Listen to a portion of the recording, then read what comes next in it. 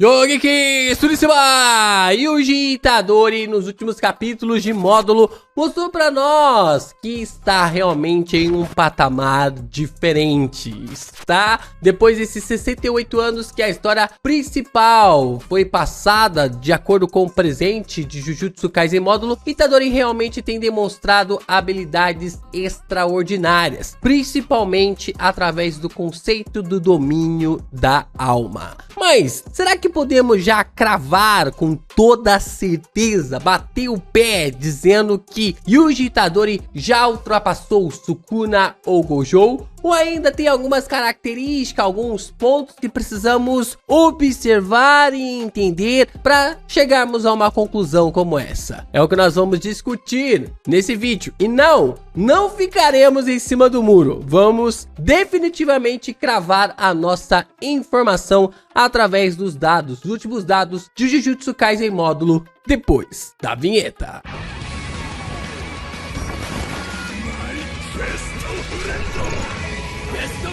O Yuji Itadori tem demonstrado cada vez mais uma inteligência extraordinária nos últimos capítulos de Jujutsu Kaisen módulo. A gente já começa a observar algumas conversas até mesmo com o Iori Okutsu, o personagem realmente que tinha ali uma característica de ficar preocupado, de tentar entender o que iria acontecer, que o mundo realmente poderia degringolar mais uma vez, como havia acontecido com o Sukuna, como havia acontecido no tempo ali do seu pai, e o Itadori mete logo pra ele que nada disso importa. Ele estava se garantindo de que ele realmente iria ajudar caso fosse necessário, que ele iria realmente criar uma nova situação, criar uma nova atmosfera para proteger a todos. Mas de fato, o Itadori tem demonstrado uma grande habilidade, um grande poder realmente absurdo, uma manipulação refinada da sua energia amaldiçoada, um controle absoluto sobre a manipulação de sangue, sobre o sangue perfurante, um desmantelar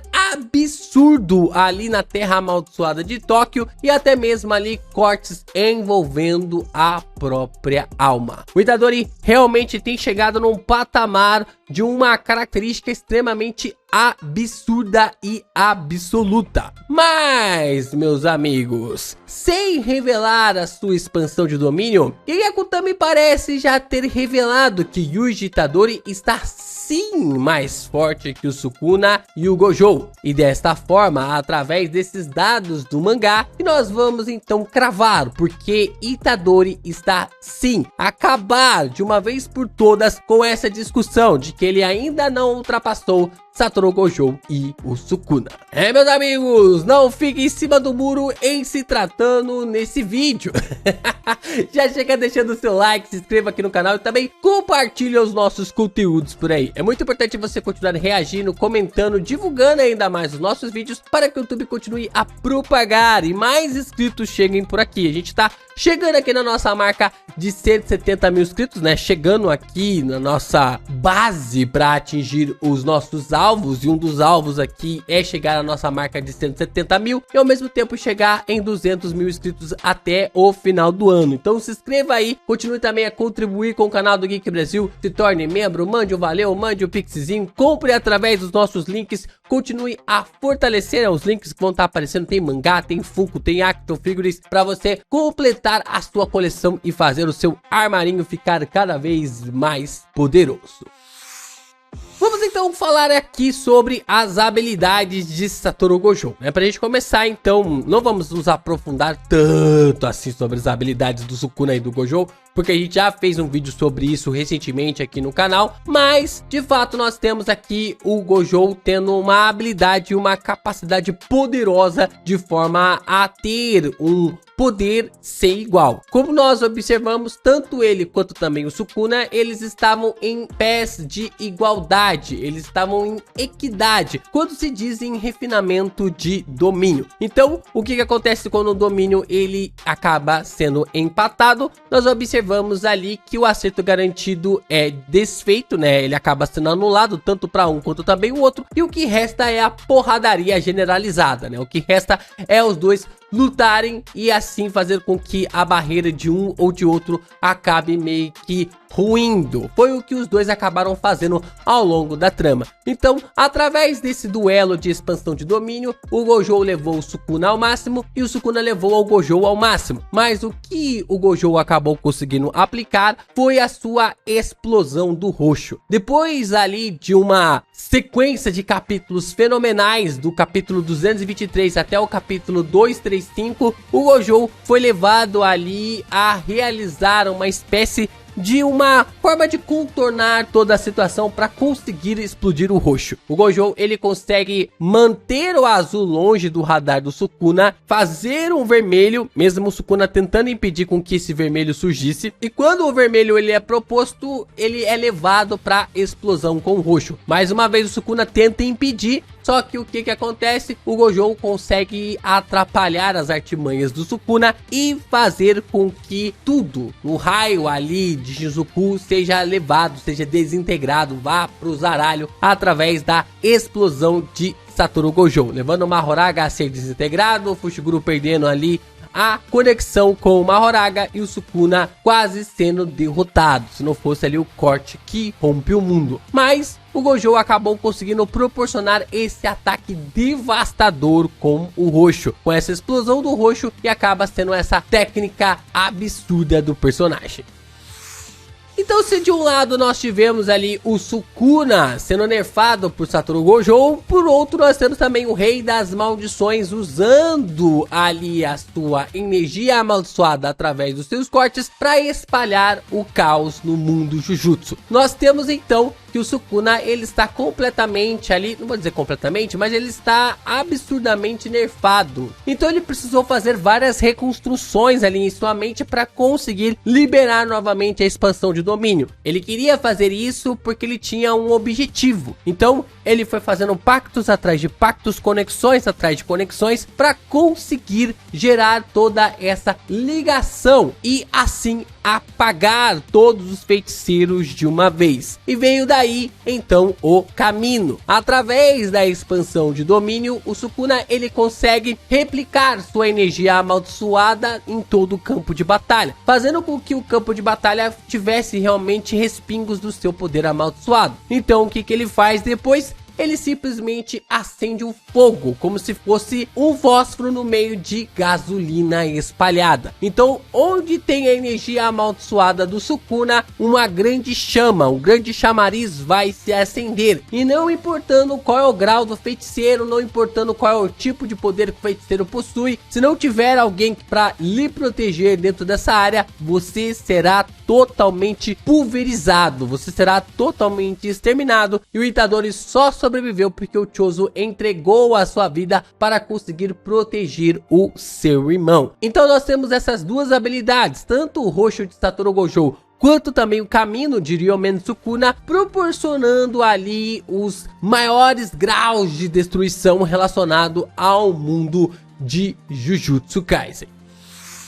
Mas então o Gege Akutami vem através da Terra Amaldiçoada de Tóquio para mostrar para nós essas duas destruições. Tanto ali para o grau do Sukuna, quanto também para o grau de Satoru Gojo. E é bem interessante que antes mesmo da batalha do Dabura começar contra o Mahoraga, nós observamos então essas duas áreas que foram completamente devastadas pelos poderes dos dois personagens mais fortes de Jujutsu Kaisen até então. Mas por que o Gege Akutami, ele acaba criando aqui para nós essas duas crateras, esses dois rastros? Será que tem alguma intuição de revelar, de mostrar para nós depois de todo esse tempo? Será que tem alguma questão? Será que tem um propósito? Eu acredito que tenha sim um propósito do Gege ter mostrado os ataques, os resultados, a devastação do ataque do Sukuna e do Gojo depois de todo esse tempo. Como nós sabemos, existe um contexto chamado na narrativa meio que categorizado como show don't tell. É você contar algo mostrando sem dizer que aquele personagem superou ou que aquele personagem ultrapassou, mas Se aquele personagem consegue repetir um feito de outro de maneira semelhante, isso quer dizer que aquele personagem, sem o que o autor fale, consegue ultrapassar ou alcançar aquele estágio. Por exemplo, em One Piece, nós temos um nível de alguém, não que o nível de um Yonkou seja realmente ligado de fato ali apenas a poderes e habilidades, mas se você é um Yonkou, você observa que precisa de territórios, mas ao mesmo tempo de habilidades e poderes. E qual que é a característica ali para alguém desse nível, para se tornar um imperador? Você conseguir fazer um clash que gera ali a divisão dos céus. Tanto ali o Shanks com Barba Branca,